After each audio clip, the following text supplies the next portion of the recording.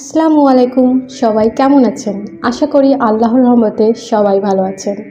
আমি আজ আরেকটি নতুন ভিডিও নিয়ে চলে এসেছি। তাহলে আজকের ভিডিওর টপিকে যাওয়া যাক। আমরা সবাই জানি আল্লাহর সঙ্গে বা তার ইবাদতে কাউকে শরিক বা অংশীদার করা শিরক। এই শিরক অনেক ধরনের হতে পারে। তাহলে আজকের ভিডিওতে আমরা জেনে নিব এই শিরকগুলো কি কি। তাহলে চলুন ভিডিওটি শুরু করা যাক। 1 নম্বর হচ্ছে আল্লাহকে অস্বীকার করা। আল্লাহ তাআলাকে ইবাদতের উপযুক্ত মনে না করে তার সঙ্গে শিরক করা।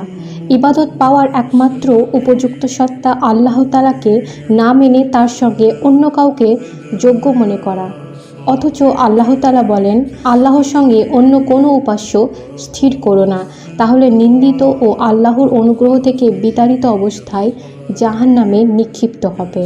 তিনি আরও বলেন, যে কেউ আল্লাহর সঙ্গে অন্য উপাস্যকে ডাকে যার কোনো সনদ তার কাছে নেই, তার হিসাব তার পালনকর্তার কাছে রয়েছে। নিশ্চয় কাফিররা সফলকাম হবে না। 2 নম্বর হচ্ছে মৃত ব্যক্তির কাছে দোয়া করা। মৃত ব্যক্তির কাছে কিছু চাওয়া বা কোনো অনিষ্ট থেকে বাঁচার জন্য দোয়া করা শিরকে আকবার অর্থাৎ বড় গুনাহ। কোনো মুমিন যদি এ কাজ করে তবে তার ঈমান বিনষ্ট হয়ে যাবে, কারণ ভালো মন্দ দেওয়া না দেওয়ার মালিক একমাত্র আল্লাহ তাআলা। তিনি বলেন, হে নবী, আপনি বলে দিন, তোমরা কি আল্লাহ ছাড়া এমন বস্তুর ইবাদত করো যে তোমাদের অপকার ও উপকার করার ক্ষমতা রাখে না, অথচ আল্লাহ সব শুনেন ও জানেন। 3 নম্বর হচ্ছে মৃত ব্যক্তির কাছে সাহায্য চাওয়া। মৃত ব্যক্তির কাছে সাহায্য চাওয়া বা কাউকে গাউসুল আজম অর্থাৎ সর্বোচ্চ সাহায্যকারী মনে করা একটি বড় গুনার অন্তর্ভুক্ত, যা মানুষকে ইসলাম থেকে বের করে দেয়। মহান আল্লাহ বলেন, তোমরা তো আল্লাহর পরিবর্তে কেবল প্রতিমারই পূজা করছো এবং মিথ্যা উদ্ভাবন করছো। তোমরা আল্লাহর পরিবর্তে যাদের ইবাদত করছো তারা তোমাদের রিজিকের মালিক নয়। কাজেই আল্লাহর কাছে রিজিক তালাশ করো, তার ইবাদত করো এবং তার কৃতজ্ঞতা প্রকাশ করো, তারই কাছে তোমরা প্রত্যাবর্তিত হবে। আল্লাহ পাক আরও বলেন, যে ব্যক্তি আল্লাহর পরিবর্তে এমন বস্তুর পূজা করে যে কিয়ামত পর্যন্ত তার ডাকে সাড়া দেবে না, তার চেয়ে অধিক পথভ্রষ্ট আর কে? তারা তো তাদের পূজা সম্পর্কেও বেখবর। কোনো কিছু চাইতে হলে কেবল আল্লাহর কাছে চাইতে হবে। রাসূলুল্লাহ সাল্লাল্লাহু আলাইহি সাল্লাম বলেন, যখন তুমি কোনো কিছু চাইবে তখন আল্লাহর কাছেই চাইবে, আর যখন সাহায্য প্রার্থনা করবে তখন আল্লাহর কাছেই করবে। 4 নম্বর হচ্ছে আল্লাহ ছাড়া অন্যের কাছে মানত করা।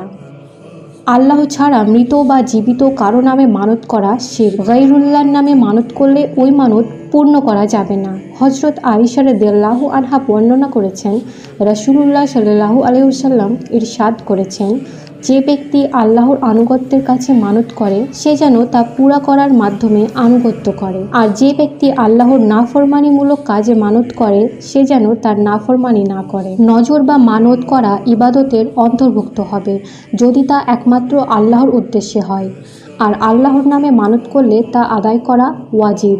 আল্লাহ ছাড়া অন্যের নামে মানত করলে তা শিরক হবে, বিধায় তা পূর্ণ করা হারাম।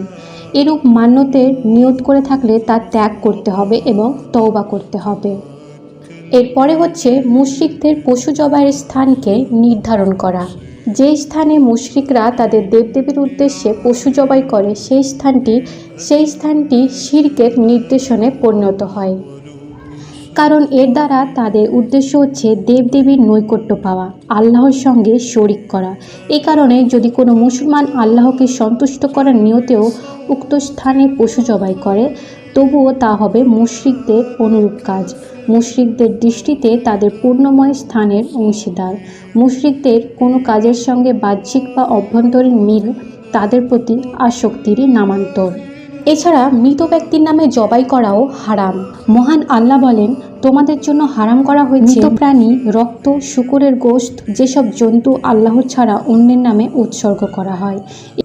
তাহলে এই সবগুলি হচ্ছে সম্পূর্ণরূপে শিরকে আকবার অর্থাৎ বড় শিরক, যা থেকে বিরত থাকা আমাদের জন্য একান্ত প্রয়োজন। কেননা আল্লাহ তাআলা শিরকের ব্যাপারে বলেন, নিশ্চয় আল্লাহ তাআলা শিরকের গুনাহ ক্ষমা করবেন না, তবে অন্যান্য গুনাহ ক্ষমা করতে পারেন। আর যে আল্লাহর সঙ্গে শরিক করে সে সুদূর ভ্রান্তিতে পতিত হয়।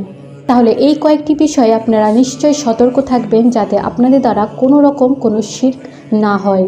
ভুল করেও যেন না হয়। আর যদি এরকম শিরক হয়ে যায় তাহলে চিন্তার কোনো বিষয় নেই, এক্ষুনি তওবা করে নিন এবং আল্লাহর কাছে ক্ষমা চেয়ে নিন। আল্লাহ হাফিজ।